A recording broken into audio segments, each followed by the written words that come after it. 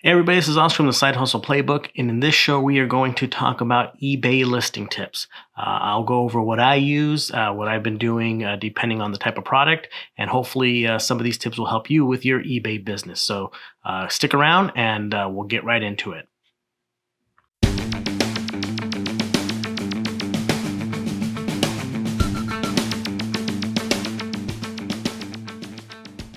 All right, guys, so let's go ahead and get into it. We received a question basically asking how I list my items as far as determining what the price is and what type of format, whether it's a buy it now or an auction listing, and how I determine that. So quick disclaimer, I'm not a full-time eBay seller, and what I mean by that is I do have over 90 listings pretty much all the time, and I do have an eBay store that's constantly running. But full-timers, from what I've seen and from what I've learned from them, is they have pretty sophisticated pricing formulas that they do. They have since they're constantly on it, they'll be basically have like a listing and will let it run for 7 days. If it doesn't sell at the price that they put, then they'll lower it by 10%. If that doesn't sell, then they lower it by maybe 15%. And then if that doesn't sell, then they go for like a 30-day buy it now. And if that doesn't go, they're done with the product, So these guys are a little bit more aggressive and but more manual, I guess, is the word when it comes to pricing, which is great. They have the time to do it, and that's usually how they, pretty much get the top dollar for their products. Me, on the other hand, I'm more of a what you'd call a part-time seller, or I just don't have the time to constantly be checking and updating listings. It's hard enough just listing new items and shipping them out as it stands. So, one of the ways that I do it, it might be a little bit different than others, or, might be pretty basic. And again, it's trying to be as hands-off as possible to where I can just set it and forget it and then go from there. But step one, of course, is trying to determine the best pricing point for your product. Now, there is a way to basically check and see what things are selling for on eBay. Doesn't mean that you're going to get that price, but it kind of gives you a ballpark of what to expect. And then hopefully you don't, you want to avoid one of those items, or issues where you go too low for a hot item, or you are way too high for an item and just never sells and just sits there. So let's go ahead and jump on eBay real quick. So one of the things that I do first, so in this example, a hot item that's every Christmas, so one of those things to be on the lookout. One of those things that you need to check during this time of year, it's usually like around November, Lego comes out with a Lego gingerbread house. So if you're able to get it early, it usually sells out at the Lego stores, but you can see now that folks are selling them for a pretty penny right now. It's $185, $199, $179, $249. So all sorts of price points there. So it's one of those things of, hey, what's the difference between $185, $249? It looks like it's the same. This one's offering free shipping. But what we want to do is see what things have actually sold for. So on the left-hand side, after you do a search for an item, you can, of course, separate it by new, which we will do because we have new ones. So I want to see all the new ones. But then I also want to check, if we go down back to the bottom here, we want to see, not only do we want to see completed listings, we want to see sold items, which will give you the completed listings, right?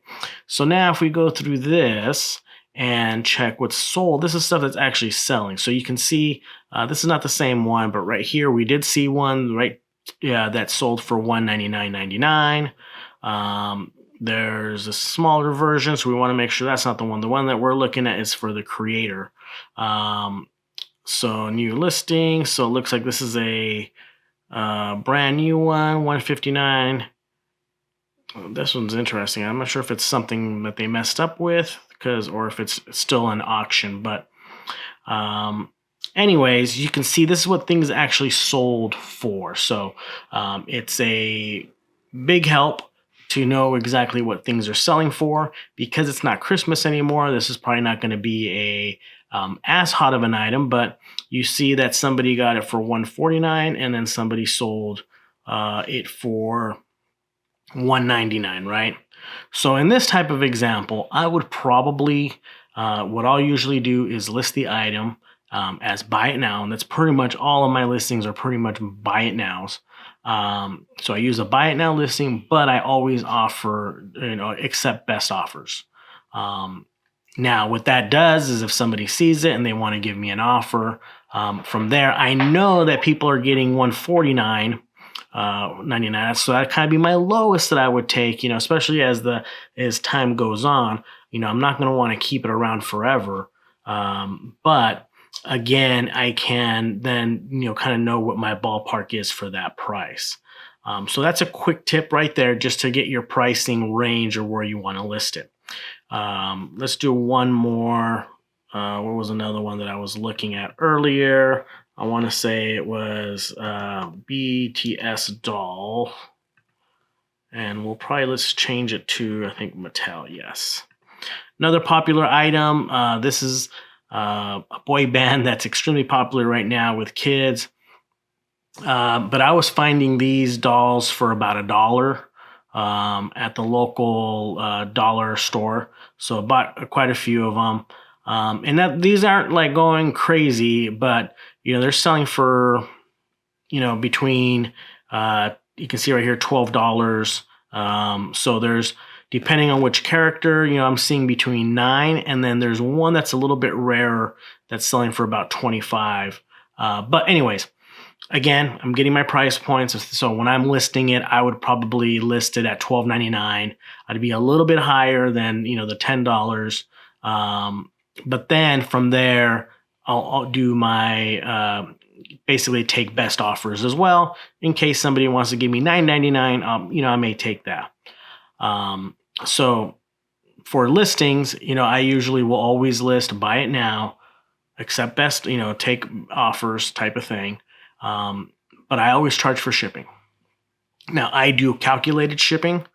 So I'll weigh the item, I know what it costs, and I put those, and I know what box I'm going to use. So I put those measurements into the item description, so the buyer is getting the most accurate shipping possible. I don't offer free shipping in most cases. Every now and then I may throw it in there depending on the item. I try to stay away from that because when you're doing the best offers, I want to make sure that if I go super low, so let's just say for this doll, for instance, let's just say this doll doesn't look like it's going to sell.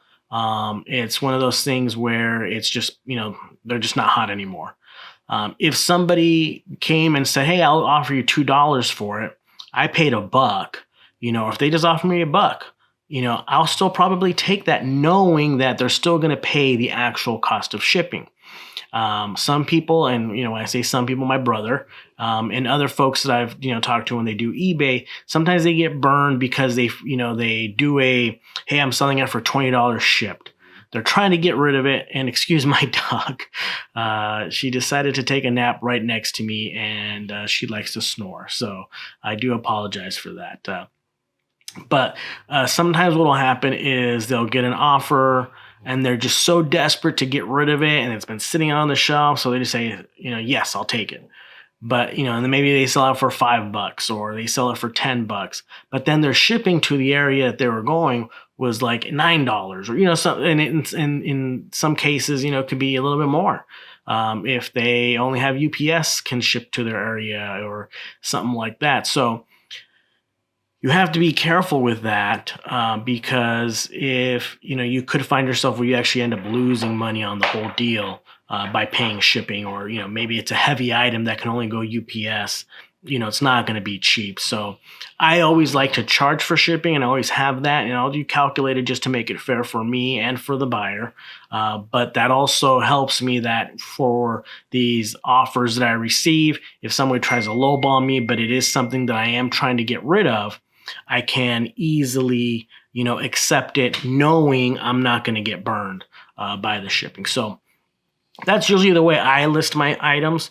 I'll go buy it now, put it at a fair market price after the research that I've done, and then, do a best offer. If I'm selling something for $50, I won't accept best offers. That's a nice thing about the eBay platform is you can set it up where it automatically declines offers that are too low. That way you're not constantly having to check your app or getting alerts. So you can put if I'm selling something for 50, I might not entertain anything less than, 35 or 30, right? And then, you put that in, but if anything comes in above that, depending on how long I've had the item, I may take it, and again, knowing that I have the shipping on there is always great. So that's usually the way I'll set it up. So I'll do 30 days. I try, one of the things that I do and I have been testing and they seem to work. I don't know if it's just me or if it's a true algorithm, but you can do the, basically the good till sold listing, right? Where you list it, it's basically always going to be there. Every 30 days, it'll renew itself and away you go. And I had done that for the longest time. But recently, especially with some of the items that have been just kind of stale and sitting there, I have tried just letting them end and then manually relisting it myself, where they basically get a new number. I'm not sure if there's any algorithm or any truth, but it seems that I've sold some of those old stale ones recently that, for the longest time weren't selling. So, again, I'll keep messing around with it, but it might be something you want to try out as well, rather than doing the good till cancel type listing, maybe letting it run out at the 30 days and then rerun it again after that. Another reason that I do that is usually at the end of the year, I'll kind of see what items I still have that are just sitting there taking up space. And then we'll make a call, depending on what we paid for it. If it's something that's just cheap or I found, usually I'll either try to do a quick 99 cents plus shipping auction and just let those run out and see if we sell anything. And then if we don't, I get rid of them. I'll usually donate them to, either there's a few charities, United Cerebral Palsy, there's a homeless shelter down the road that accepts things and they have a store tied to it. And then, any clothes or anything like that, they can always use. So, that's kind of what I do just so I don't have constantly, old stuff. I try to circulate it again. It's going to depend on what the item is and how much it was worth or how much I paid for it before I give it away. So, again, we'll try the 99 cents auction just to see even if we can get $5 or $4 plus the shipping. At least we're making something and we're not completely losing out on it. So, that's what I do when it comes to my eBay listings. Again, my dog's having a great nap. I wonder what she's dreaming about. But sorry, didn't want to wake you up.